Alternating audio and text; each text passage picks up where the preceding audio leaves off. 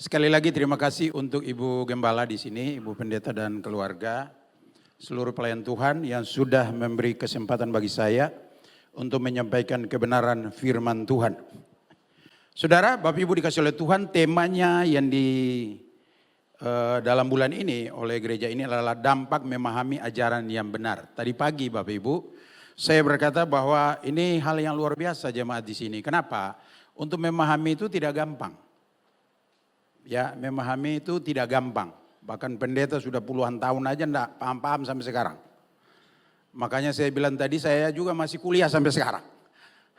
Ya, belajar itu tidak ada hentinya. Mungkin kita selesai kuliah tapi belajar enggak ada hentinya. Ya, long life education. Selalu belajar. Itu sebabnya saya ada di sini dengan anak-anak saya ini, anak rohani. Mereka ada 5 orang yang saya bisa bawa. Kemarin kami sampai di Lemban Tongoak. Ya, itu saya menyanyi lagu Berliku-liku kehidupan ini karena jalannya begini-begini ya. Saudara-saudara ya. Puji Tuhan. Nah, Bapak Ibu yang diberkati Tuhan Yesus Kristus, maka saya mau mengajak kita membuka firman Tuhan yang mungkin Bapak Ibu sudah dengar dari sekolah minggu. Sekalipun di gereja kami di Samarinda, ada juga yang tidak pernah ikut sekolah minggu. Karena dia percaya Yesus sudah umur 80 tahun. Tidak mungkin suruh ikut sekolah minggu lagi. Sangat berbahaya kalau beliau disuruh sekolah minggu. Tidak ada yang bisa membuka tali kasutnya. Kita buka dalam Kejadian pasal 45. Kisah tentang Yusuf.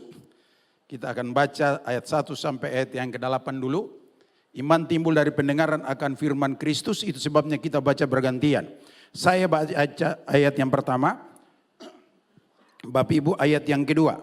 Lembaga Alkitab Indonesia Terjemahan Baru memberi judul Yusuf memperkenalkan dirinya kepada saudara-saudaranya. Ayat 1.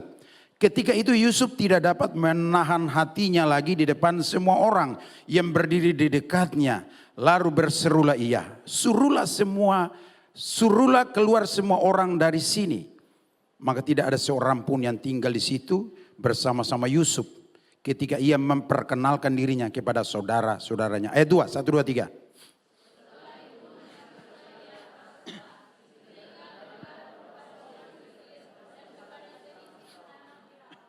Dan Yusuf berkata kepada saudara-saudaranya, akulah Yusuf, masih hidupkah Bapa? Tetapi saudara-saudaranya tidak dapat menjawabnya, sebab mereka takut dan gemetar menghadapi dia. Ayat 4.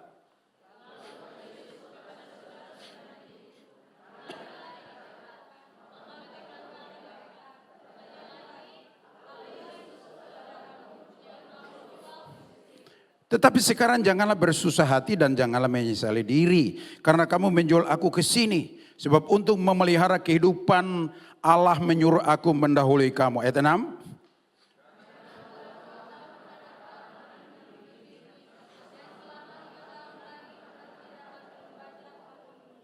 Maka Allah telah menyuruh aku mendahului kamu untuk menjamin kelanjutan keturunanmu di bumi ini. Dan untuk memelihara hidupmu sehingga sebagian besar daripadamu tertolong. 1, 2, 3. Jadi bukanlah kamu yang menyuruh aku ke sini. Tetapi Allah. Dialah yang telah menempatkan aku sebagai bapa bagi Firaun. Dan tuan atas seluruh istananya. Dan sebagai kuasa atas seluruh tanah Mesir. Saudara Bapak Ibu dikasih oleh Tuhan. Saya lihat Bapak Ibu. Ini dan saya bilang dari sekolah minggu kita sudah belajar. Tetapi saya lihat Yusuf ini adalah prototipe dari Tuhan Yesus. Prototipe dari Tuhan, pro itu sebelum. Ya, jadi sebelum Yesus datang ke dalam dunia ini lahir melalui seorang perawan yaitu Bunda Maria.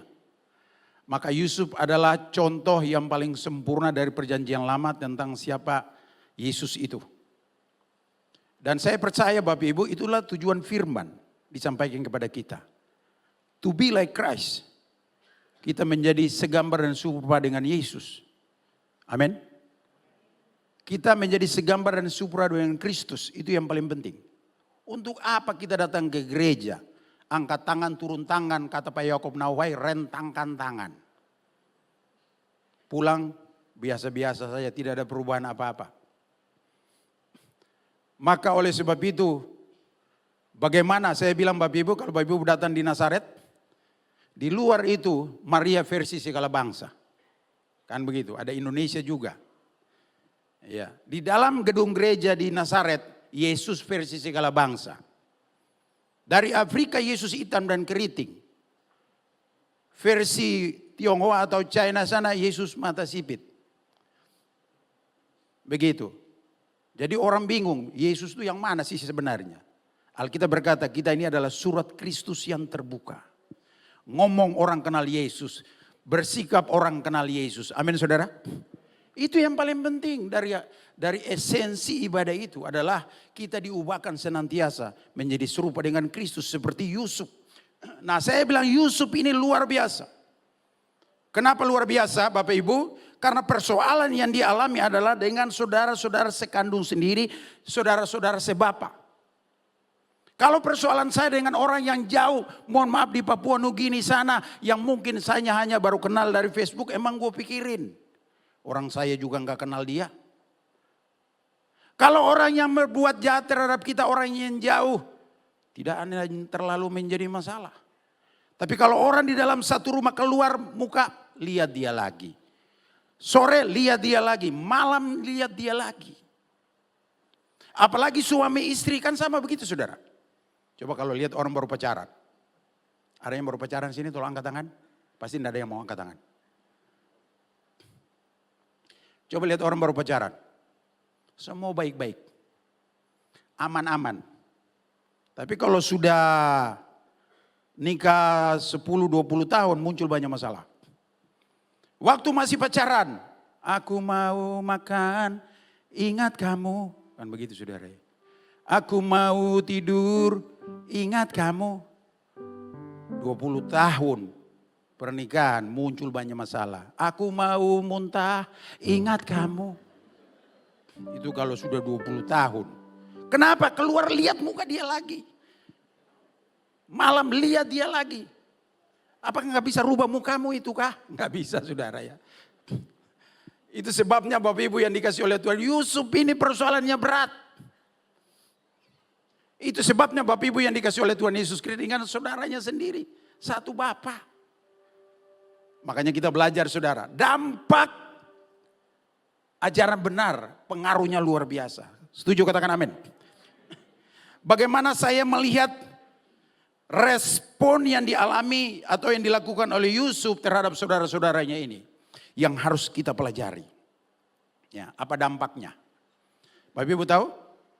Orang Israel itu menganut 12 kecerdasan manusia. Waktu saya kuliah di S3 kemarin dibilang sama beliau sekarang ketua Sinode GKII. Dulu pimpinan sekolah STT Jepri Makassar. Itu dosen saya. Ya, beliau orang Toraja. Gitu ya. Dia kasih tugas kepada kami. Tolong cari, enggak usah 12. Dari Yusuf 12, enggak usah 12, 6 saja kecerdasan Yusuf di Alkitab. Saudara, Bapak Ibu dikasih oleh Tuhan, Yusuf ini luar biasa. Nah, daripada saya khotbah 12 kecerdasan, terlalu lama. Ya kan? Kalau jemaat itu khotbah lama, mereka berteriak apa? Salibkan dia, lepaskan Barabas. Jadi khotbah enggak boleh lama-lama. Ya kan? Pernah saya ngomong di sini kalau enggak salah. Kalau yang di depan ini bikin ingat pendeta, kalau udah bosan dengar firman, dia cara lihat menegur pendeta gimana? Kalau yang di depan, kelamaan pendeta ngomong dari tadi. Tapi kalau yang di belakang, saya belum pernah lihat di gereja manapun di Indonesia ini, jamnya itu tinggalnya di sini. Biasa di situ.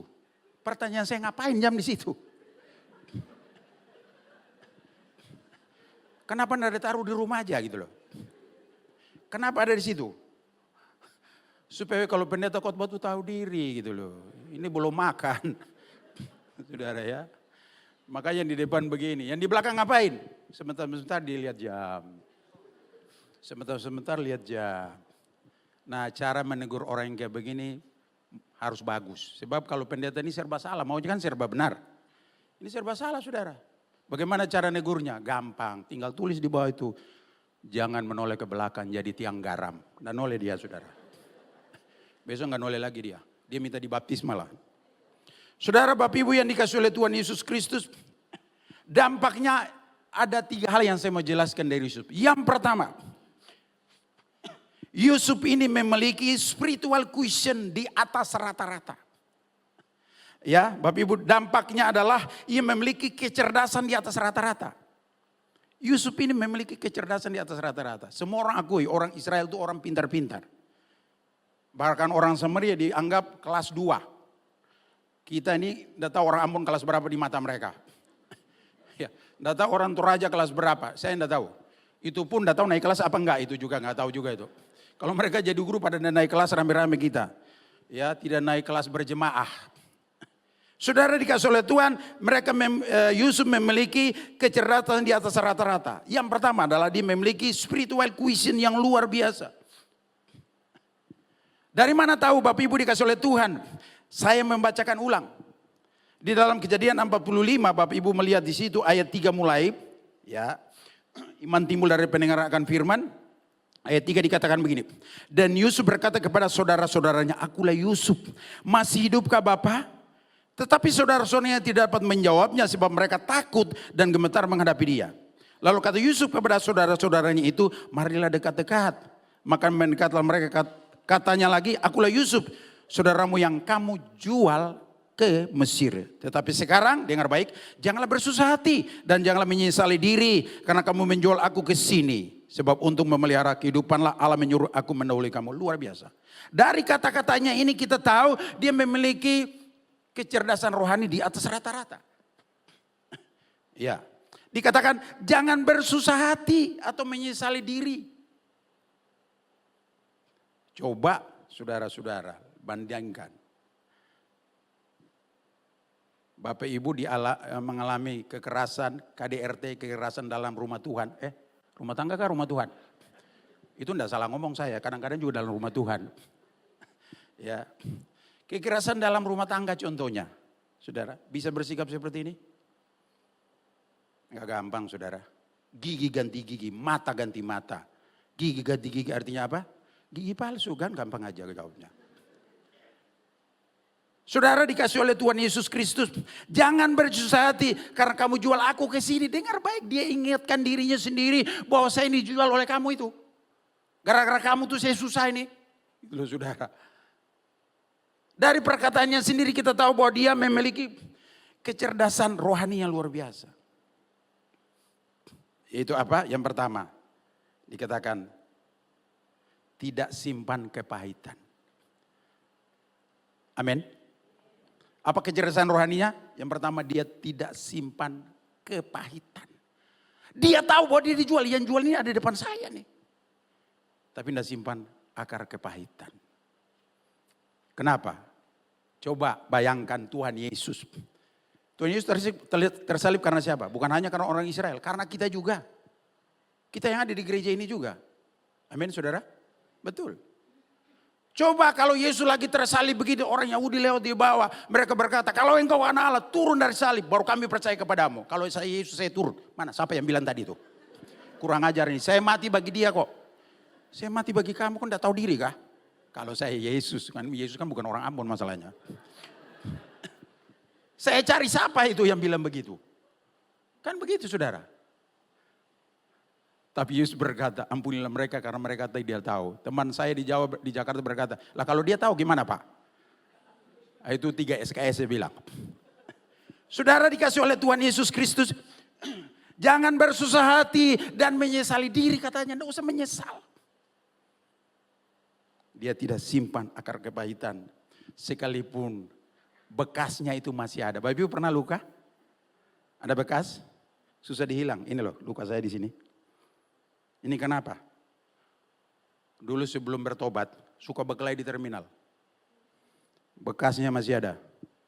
Hanya Tuhan aja yang bisa rubahkan kita. Gitu kan. Ketemu orang saya hanya bisa senyum. Ya kan. Mereka bilang, Pak jadi pendeta tidak cocok pakai kumis. Itu katamu.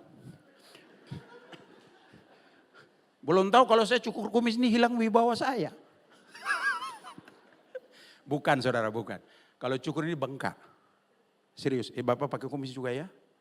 Kayak gagan telepon kumis kita ini Pak. Orang telepon, halo, gitu ya. Saudara dikasih oleh Tuhan Yesus Kristus, tidak simpang akar kepahitan.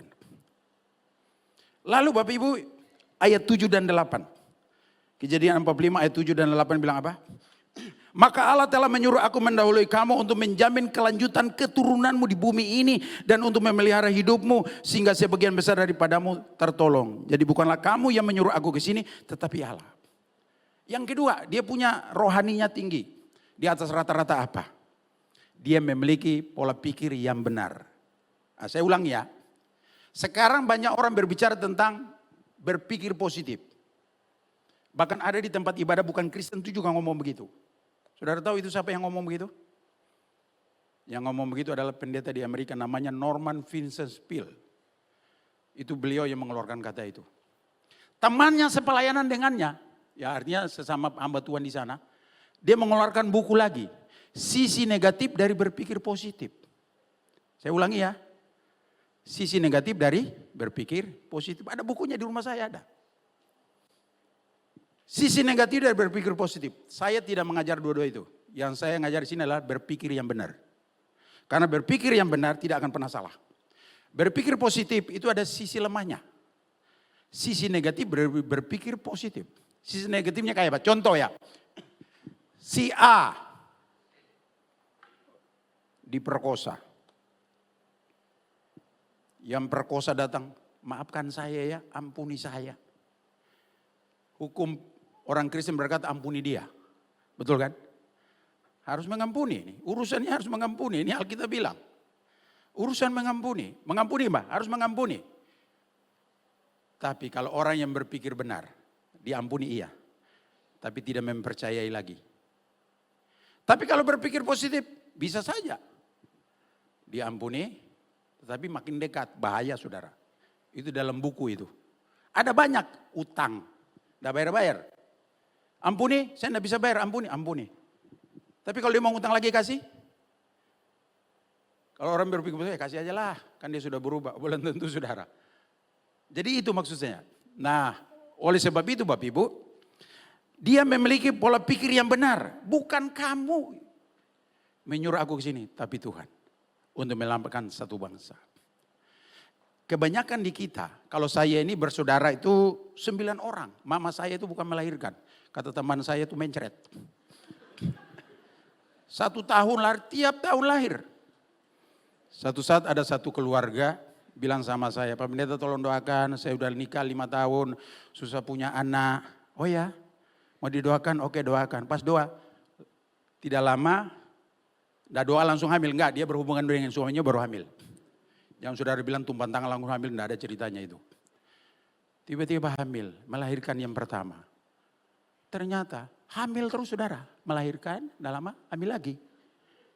Anak yang keempat lahir di datang, Pak Pendeta boleh doakan enggak?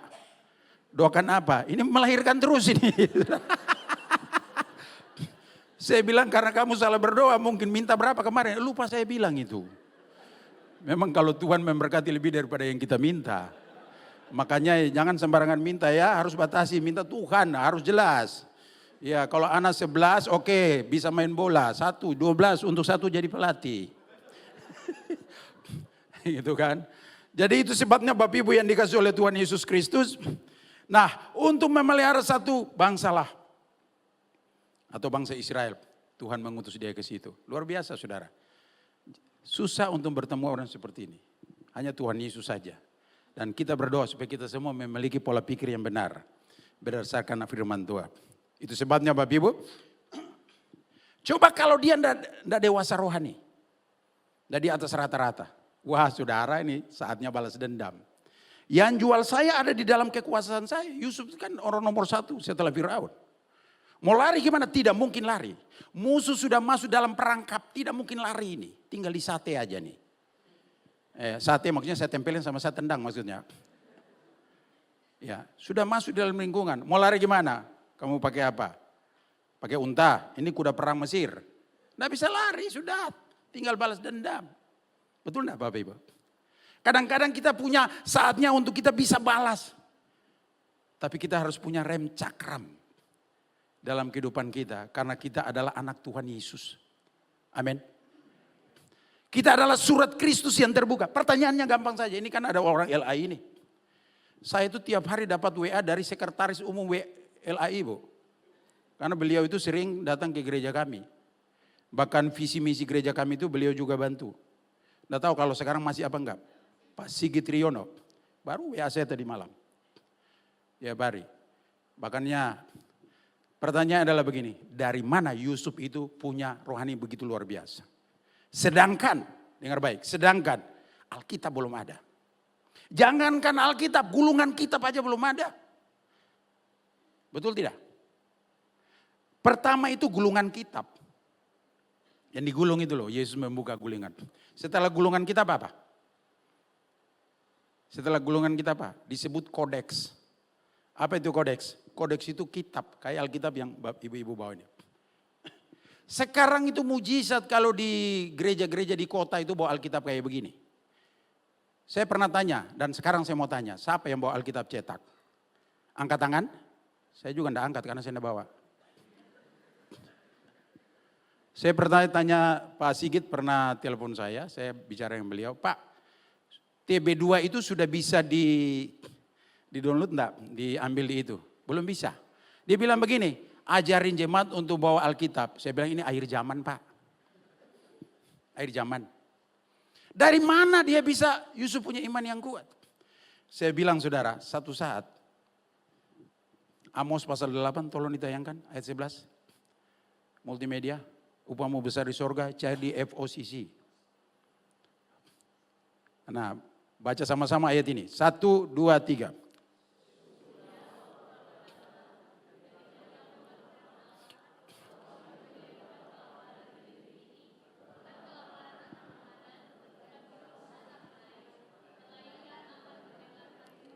Lanjut. Ayat 12.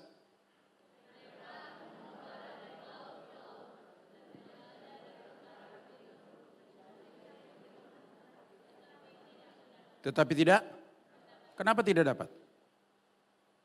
Kenapa tidak dapat? Satu saat yang kayak begitu di kota tuh susah dicari. Sekarang dicari mana sih? Dicari-cari tidak ada lagi sudah. Sudah dibagi mana? Ke pedalaman. Satu saat penguasa dunia ini, dia bikin kacau internet, hilang semua di laptop kita. Hilang semua di HP kita. Tidak bisa lagi baca Alkitab. Mengembara dari timur ke barat, tidak ditemukan lagi.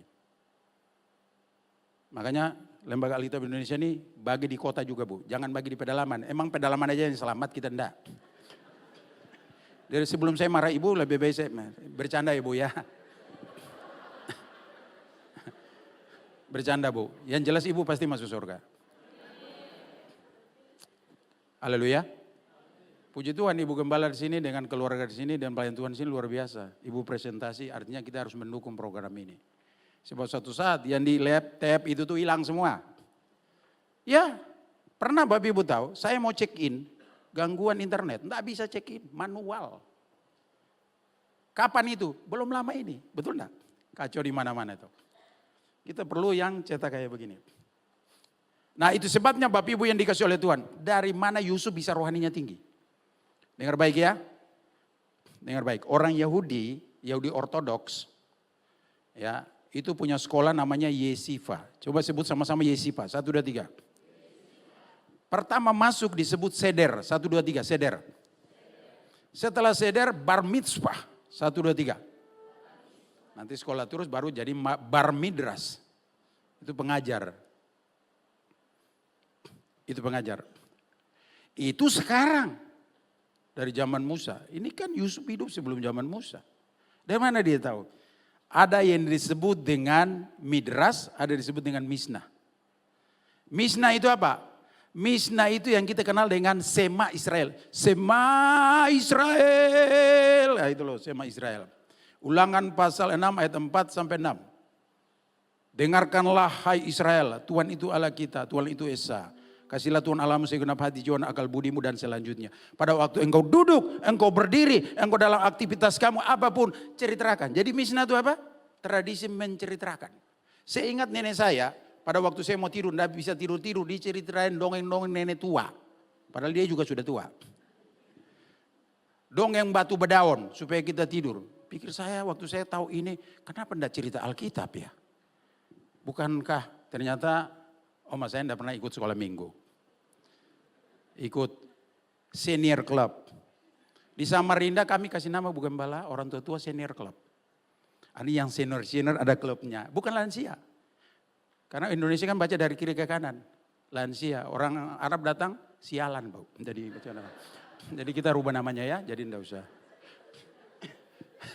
Mohon maaf lari baru tapi itu memang kenyataan. Saudara-saudara Bapak Ibu dikasih oleh Tuhan, tradisi menceritakan dia bisa kuat iman. Sekarang dilengkapi dengan apa saudara? Alkitab melimpah, betul enggak? Alkitab menimpa. Lembaga Alkitab Indonesia itu di rumah saya di tangga itu banyak. Saya biasa kirim juga. Kirim banyak. Dikasih oleh Ibu Luther Kombong. Ya, di Samarinda itu ada seorang anak Tuhan yang betul-betul serius di situ. Dia buka persekutuan hari Kamis di rumahnya, Jumat di radio, Sabtu doa puasa dibiayai semua. Ya, saya hitung-hitung itu 1 bulan habis 40-an juta hanya untuk pelayanan. Luar biasa. Nah, Bapak Ibu dikasih Tuhan, makanya ibu-ibu yang ada punya anak-anak sekolah minggu itu penting. Amin. Jangan kasih HP ini sudah lihat nonton apalah mama nih mau ibadah. Anak nggak diurus. Dikasih HP saja. Coba lihat banyak orang sekarang jadi rusak gara-gara itu barang. Ya. Malam-malam cerita firman. Anak saya khotbah Ibu Gembala. Anak saya yang pertama. Anak saya ada 4. Anak saya khotbah. Saya penasaran saya datang di ibadah youth itu. Kalau di sana ibadah youth itu sekitar 1.500 orang hadir. Jam 6 sore. Saya penasaran. Dia tidak pernah tanya saya. Kok mau khotbah? Saya lihat di jadwal dia yang khotbah. Anak saya yang pertama. Dia psikolog sekarang. Perempuan. Saya duduk di situ, dia khotbah. Karena ada bapaknya situ, lebih semangat dia khotbah. Dia turun, saya tanya, loh, kamu tuh belajar khotbah di mana? Bapak tidak pernah ajarkan kamu. Dia bilang apa saudara? Kan tiap malam Bapak khotbah. Tiap malam jam 10 saya khotbah saudara. Tiap malam. Itu ibadah keluarga. Karena apa? Saya punya prinsip. Selama mereka ada di rumah, saya harus ajarkan firman. Sebab di luar tidak ada yang bisa jamin mereka. Sana singa-singa lagi membuka mulut untuk menelan siapa saja. Jadi anak-anak Bapak Ibu ajarkan baik-baik. Karena apa? Yusuf itu tradisi misna itu sudah ada. Dari zaman Abraham. Kapan Abraham pegang Alkitab? Enggak ada zaman itu. Tradisi misna, tradisi cerita.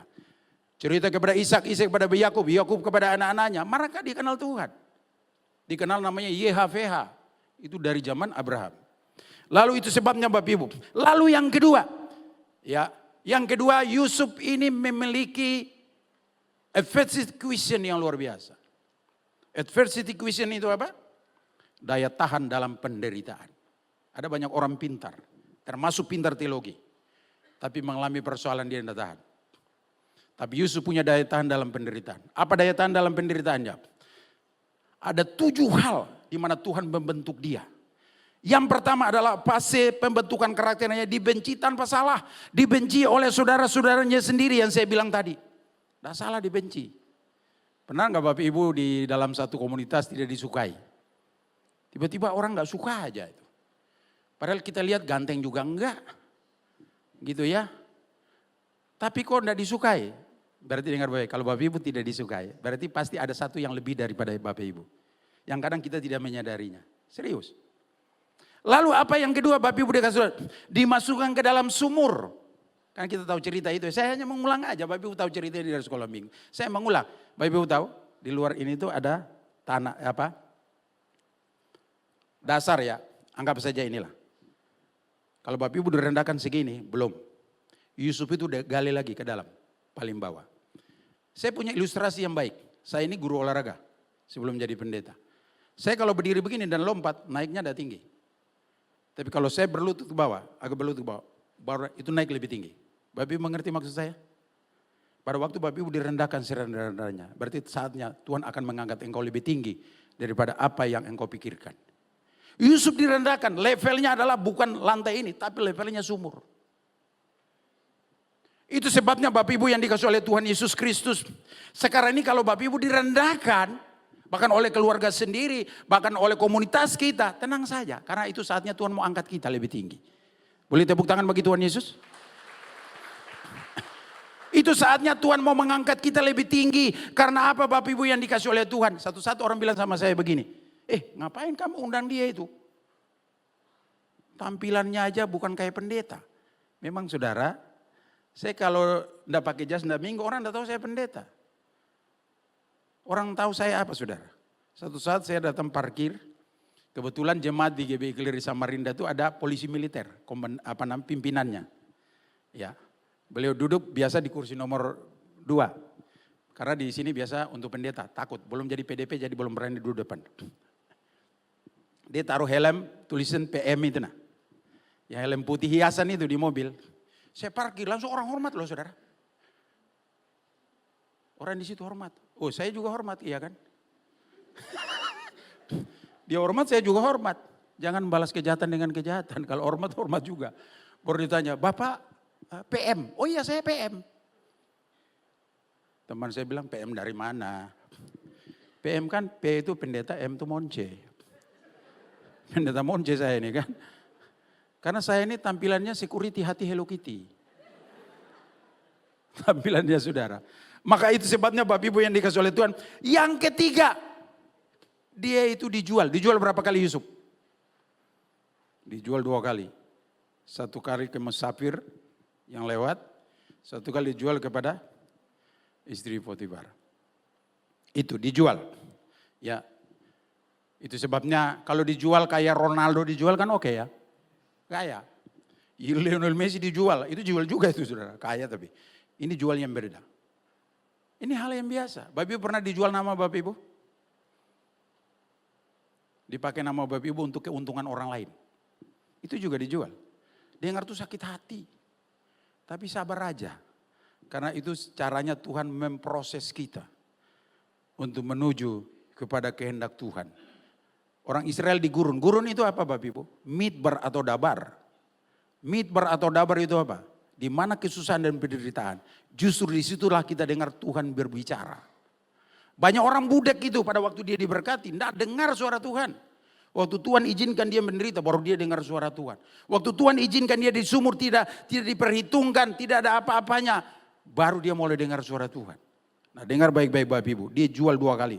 Yang ketiga jadi budak. Kalau orang Indonesia jadi pembantu biasa. Orang Israel dibilang budak, tersinggung. Karena mereka tuh di atas rata-rata, selalu anggap diri mereka di atas rata-rata. Apa bilangnya? Tuhan Yesus berkata begini, apabila engkau tahu kebenaran, kebenaran ini akan memerdekakan kamu. Orang Yahudi bilang apa? Tersinggung. Kami ini keturunan Abraham, tidak pernah menjadi hamba siapapun. Tersinggung dia kalau jadi hamba. Dia lupa bahwa pernah nenek moyangnya 400 tahun diperhamba di Mesir. Tersinggung kalau dibilang hamba. Itu satu penghinaan bagi mereka.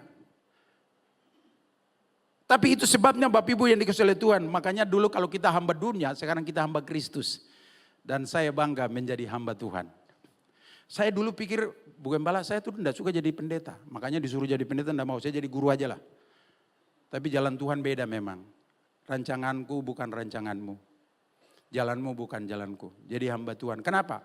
Saya pikir jadi hamba Tuhan itu enak. Ternyata saudara mau tahu? Sangat enak. Haleluya. Bayangkan, saya membayangkan ini masalah panggilan. Saya tidak bilang jadi guru tidak baik. Bukan itu masalahnya. Ini jalan Tuhan. Tuhan membawa saya di tempat-tempat yang sama sekali saya tidak pernah pikirkan. Tidak pernah saya mimpikan, tidak pernah. Bahkan berdiri di sini tidak pernah saya mimpikan. Kenapa? Kalau kita jadi hamba Tuhan, Alkitab berkata kita ini tawanan roh. Namanya tawanan tidak bisa kemana-mana. Tergantung yang menawan. Saya ini tawanan roh. Kalau pergi ke anak rohani saya nih, Riva. Kampungnya nama Lemban Tongwa. Pergi naiknya itu. Dari Tongwa itu kan Bu, ada naik lagi. 11 kilo saya lihat di situ. Naik. Oh Tuhan, tidak ada kayak jalan lain. Batu-batu ke sana itu. Ya. Jalan gitu. Akhirnya muncul di pikiran saya lagu. Berliku-liku kehidupan ini.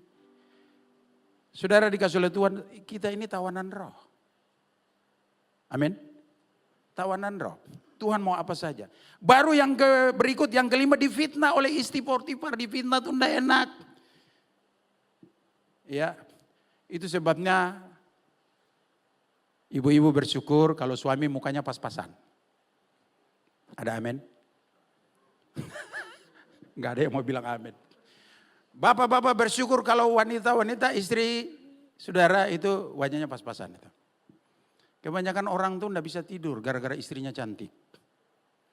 Ya, keluar kemana kamu? HP-nya dipasang supaya tahu di mana dia. Cemburu terus, enggak bisa tidur gara-gara istrinya cantik. Suami juga kalau ganteng juga enggak bisa tidur istrinya.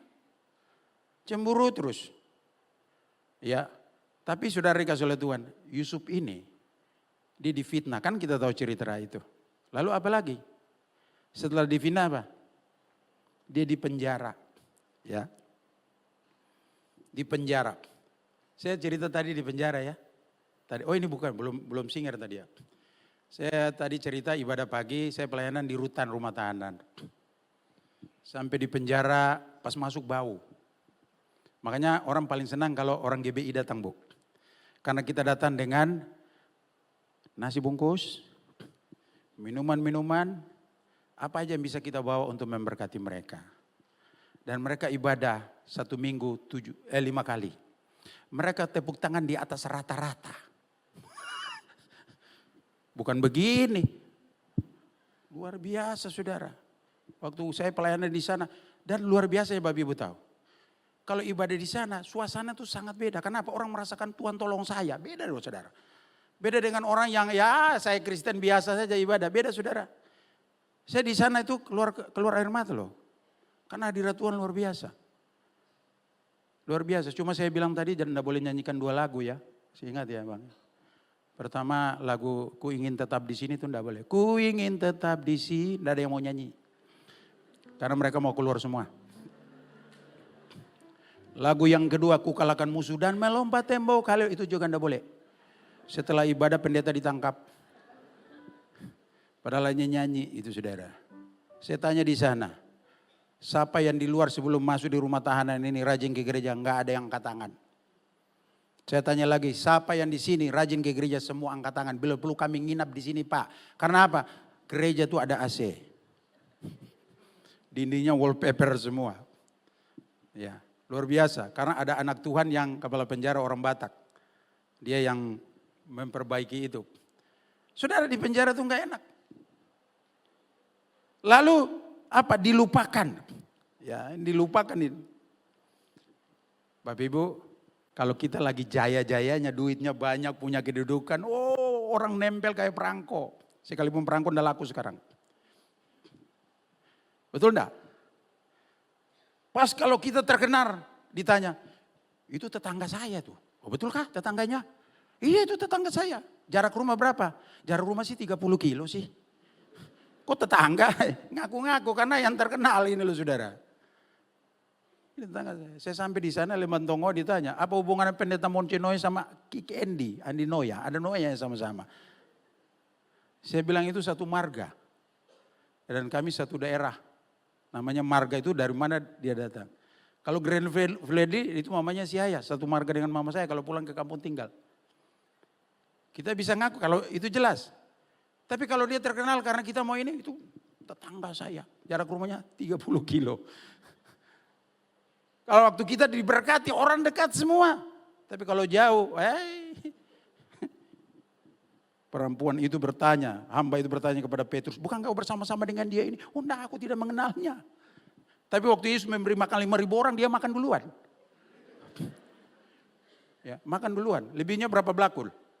12 bakul, melayani dulu. 12 murid gampang, 1 orang 1 bakul. Amin. Loh kok enggak ada amin ini? Kalau lebihnya 12 bakul, karena ada orang Manado katanya di situ. Itu katanya orang mereka gitu ya. Saudara-saudara, Bapak Ibu dia kasih Tuhan dilupakan. Pada waktu Yesus disalib kabur semua. Tapi jemaat FOCC sini tidak ada yang begitu. Bukan tidak ada yang ngaku, bukan. Memang tidak ada yang begitu. Semua orang diberkati Tuhan, amin. Lalu yang berikut yang terakhir. Nah ini jemaat paling suka dengar kata terakhir. Ya. Yusuf dianugerahi apa? Ayat 8, Kejadian 45 ayat 8. Jadi bukanlah kamu yang menyuruh aku ke sini. Tetapi Allah dialah yang telah menempatkan aku, dengar baik. Dialah yang telah menempatkan aku sebagai bapa bagi Fir'aun. Dan tuan atas seluruh istananya. Dan sebagai kuasa atas seluruh tanah Mesir. Luar biasa, dia punya IQ, intelligence quotient di atas rata-rata. Dari mana itu? Dari Tuhan. Alkitab berkata ada hikmat dunia dan ada hikmat Tuhan. Hikmat Tuhan itu pada waktu Bapak Ibu minta. Dan pada waktu Ibu membaca firman Tuhan. Alkitab berkata Salomo pertama kalau dia memerintah ganti bapaknya. Dia tidak minta kekayaan.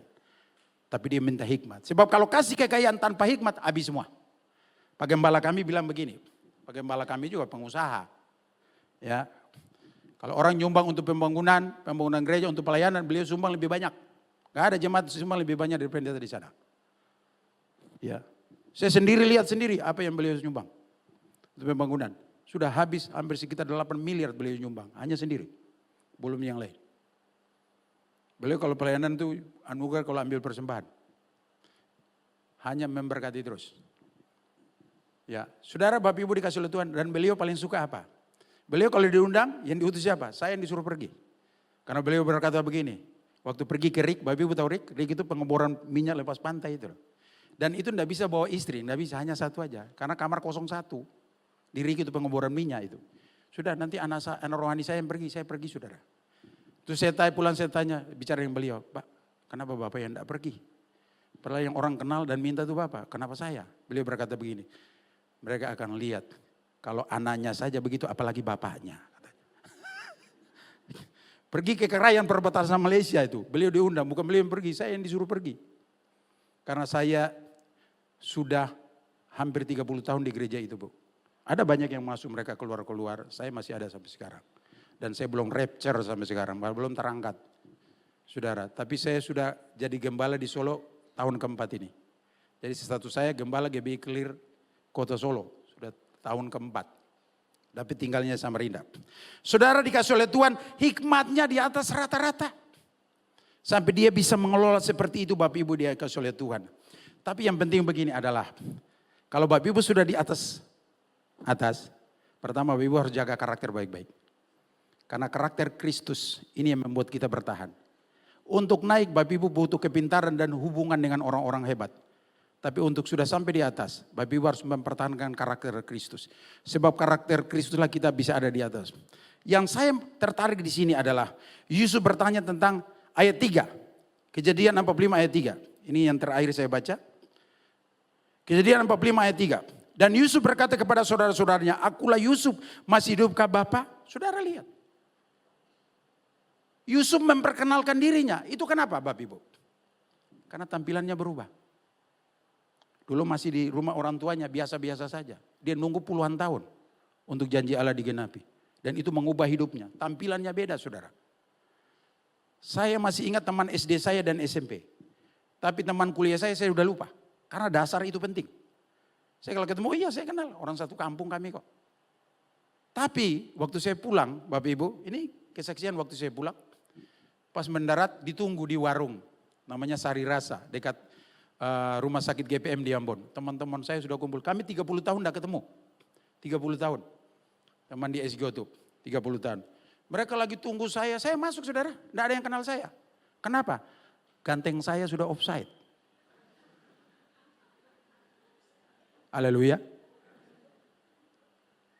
Ini istilah olahraga. Sudah lebih, harus mundur saya. Saya bercanda saudara. Tapi memang, saya lihat teman. Saya juga tidak kenal mereka. Maaf, dulu kan langsing. Sekarang, bebas hambatan. Saya tanya, lo kamu kan ini kan?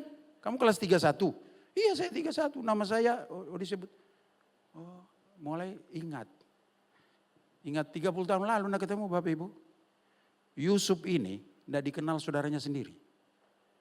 Tapi dia tidak lupa diri. Dia tidak lupa saudaranya. Dan lebih luar biasa dia masih ingat bapaknya. Nah dengar baik-baik. Anak-anak yang ada di ruangan ini dengar baik-baik. Selama kau punya uang, punya kedudukan dan bisa berdoa, ingat orang tuamu. Amin. Jangan bilang orang tua saya sudah banyak uang, tetap aja kasih uang. Karena saya beritahu, kami bersaudara 9, tidak bisa 99 pelihara orang tua saya. Tapi satu orang tua bisa pelihara 9. Dan dengar baik, kita kasih berapapun uang, tidak bisa membalas kasih sayang ibu. Tidak bisa kasih sayang bapak. Katakan amin. Makanya telepon, Yusuf bilang masih hidupkah bapak? Tahu, ingat dia, jangan sudah mati baru menangis. Kas masuk status di Facebook, kami sayang bapak tapi Tuhan lebih sayang nenekmu, saya bilang. Selama hidup kamu tidak kasih apa-apa, sudah mati baru bawa segala buah-buahan di situ. Anggur dibawa, durian pun dibawa. Sampai yang mati bilang, oh tolong dibuang, bau. Saya lihat, kok semua dibawa ya. Dimasukin duit juga di situ, ya tengah malam ya, dibongkarlah peti bapakmu. Selama masih hidup, ingat orang tuamu, amin. Saya bilang, saya telepon, tiap minggu saya telepon bapak saya, karena mama saya sudah meninggal. Saya telepon bapak saya, sampai saking teleponnya banyak bukan bala, bingung saya mau ngomong apa. Tiap minggu, hampir tiap hari saya telepon. Sampai saya mau telepon, saya bilang mau ngomong apa ya sebelum ngomong sama bapak. Saya sampai bikin daftar ngomongnya, saudara. Karena setiap kali bapak sudah makan, itu aja pertanyaannya. Saya tidak pernah tanya, bapak angkat telepon, bapak masih hidup? Enggak pernah saya tanya begitu. Apakah sudah pingsan atau belum? Enggak pernah saya tanya begitu. Jadi pertanyaannya sudah makan belum, ada di mana, itu aja. Satu saat bapak saya bilang begini, enggak ada pertanyaan lain kah? Coba pikirkan baik-baik. Itu saya membuktikan kasih sayang saya sama orang tua. Saya mau lihat dulu yang anak-anak yang muda ini, 40 tahun ke bawah, yang orang tuanya masih hidup, saya lihat tangannya diangkat. 40 tahun ke bawah yang hadir, orang tua masih hidup. Nah dengar baik ya, jangan lupa telepon orang tuamu. Jangan sudah meninggal baru telepon, nah mungkin diangkat HP saudara. Haleluya. Ditelepon, ditanya. Jadi orang kalau sudah jatuh jangan lupa diri, lupa keluarga, lupa segala-galanya. Waktu masih mau naik-naik jalan gandengan dengan istri terus. Setelah sudah jadi lupakan istrinya. Tidak boleh itu. Tidak boleh terjadi di GBFOCC ini. Karena apa? Karena kita memiliki karakter Kristus. Tuhan Yesus mati aja, dia datangin murid-muridnya kok. Yang menjualnya dia, yang menyangkal dia itu. Saya percaya Yudas itu kalau tidak mati bunuh diri, Tuhan juga akan mendatangi dia. Tapi karena sudah mati, urusannya beda. Saudara, Bapak Ibu dikasih oleh Tuhan, saya sudah selesai menyampaikan.